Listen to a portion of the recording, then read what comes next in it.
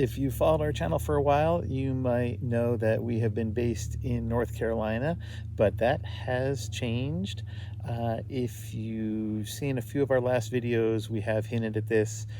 In the first video from my trip to Jeepling with Judd in Florida, I did mention that we had some stuff going on. And then in our driveway tour video a few videos ago, I walked past a U-Haul moving box. So those were a couple hints that we had a big change coming up.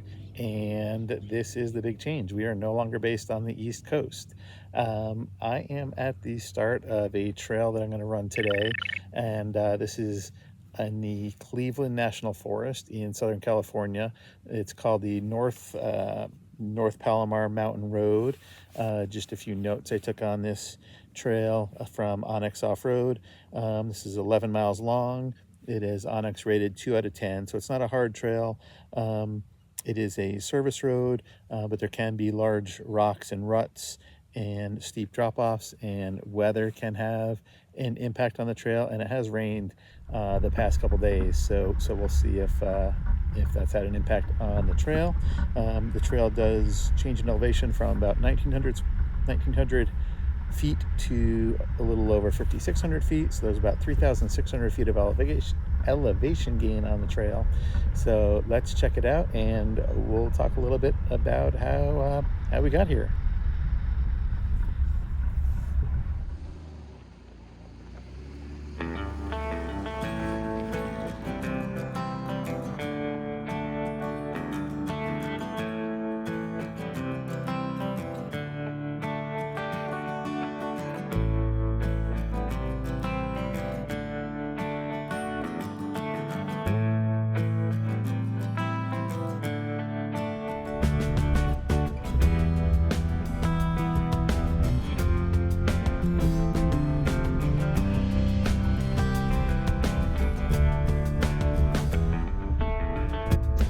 So how did we end up in California?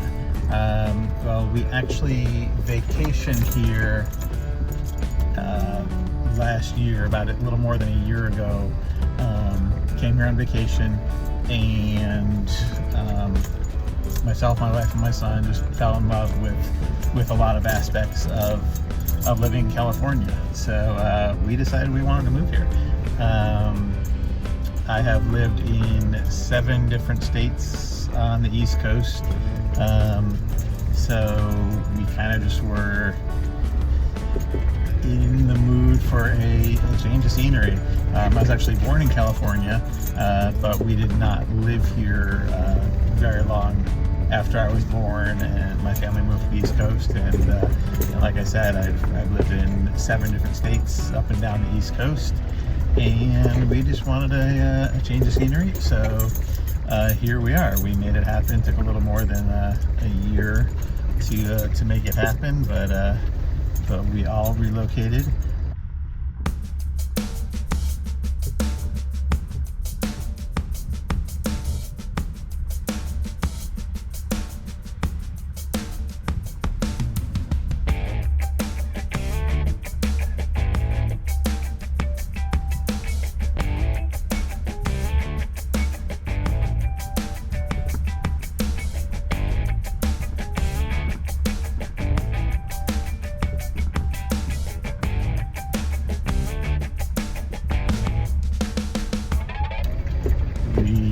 Living not too far from where this trail is, near the Temecula Valley, not too far from Borrego Desert State Park. Our son is living closer to the coast, and we've been here for a little more than a month, and we've definitely liked it. So yeah, and definitely there's a lot of trails out here to explore. A lot of new terrain to explore, new places to explore, so definitely looking forward to hitting some of these trails.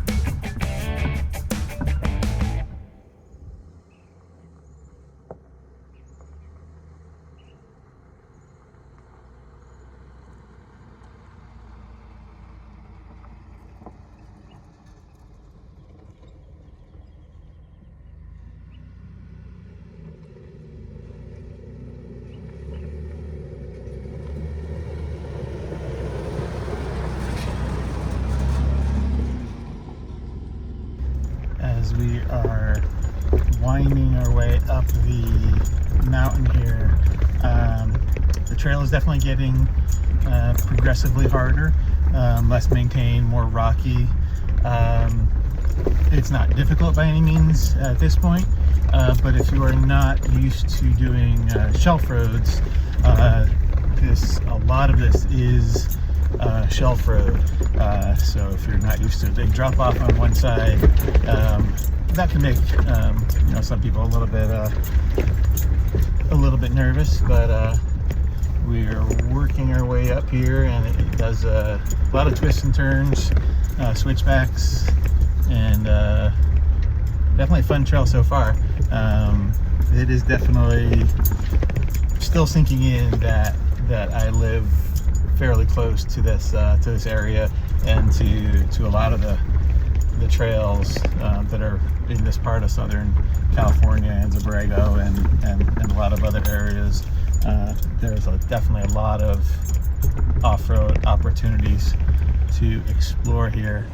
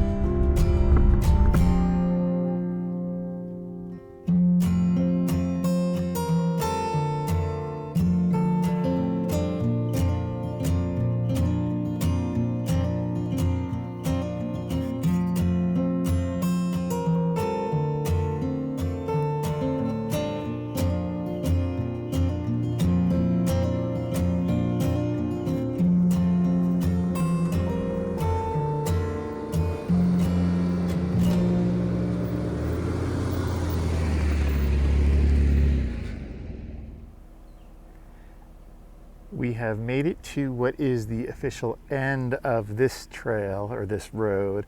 It is 9S09 that we came up.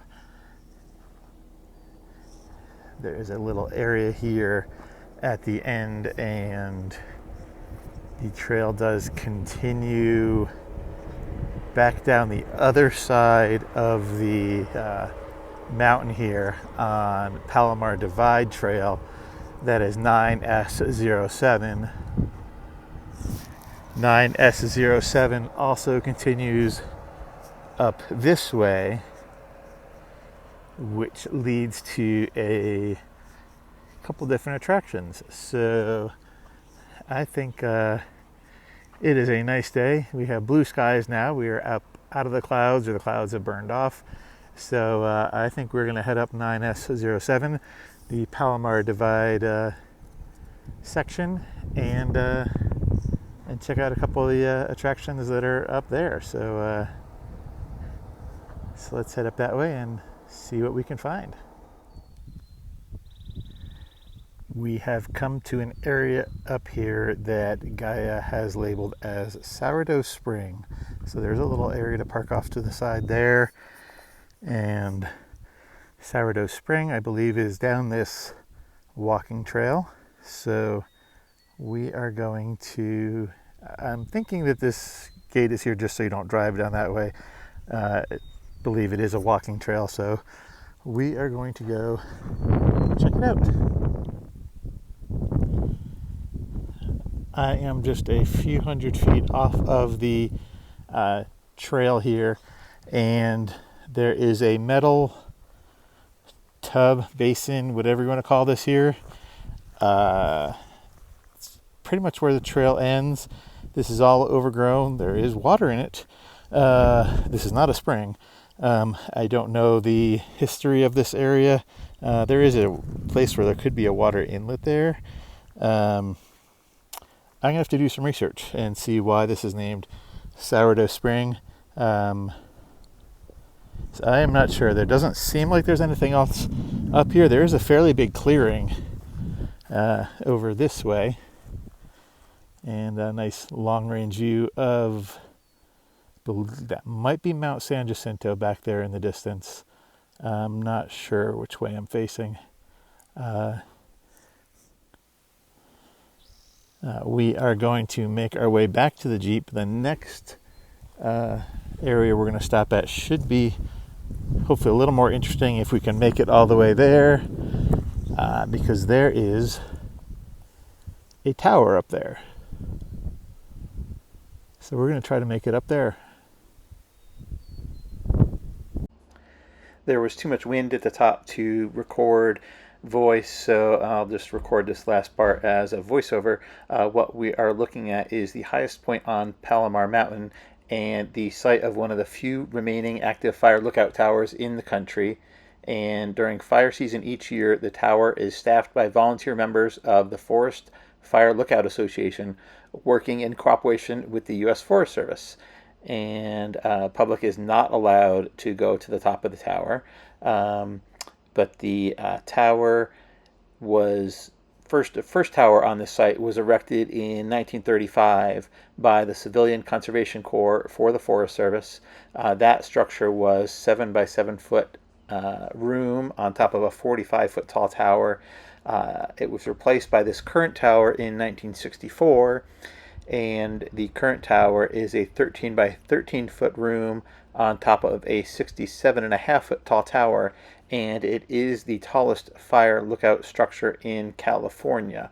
I did get to talk to a Forest Service worker when I was at the site here, and he did say the most recent time that he had at that time called in a report of fire was just 2 days ago, because they do have to report any fire that they see, because they are not informed when there's any kind of planned burns or permitted burns. And that was exactly the case. They saw smoke in two different areas. One was a prescribed burn and the other was a permitted burn, but they are there during fire season and calling in every single thing that they see. Incidentally, if you are wondering about the white structures that I panned back and forth past a couple times, those structures are owned by by Caltech. There's an observatory and some other structures over there. That area is gated. It is off limits. That is never open to the public, but it is Caltech buildings over where you see a white towers and a white home.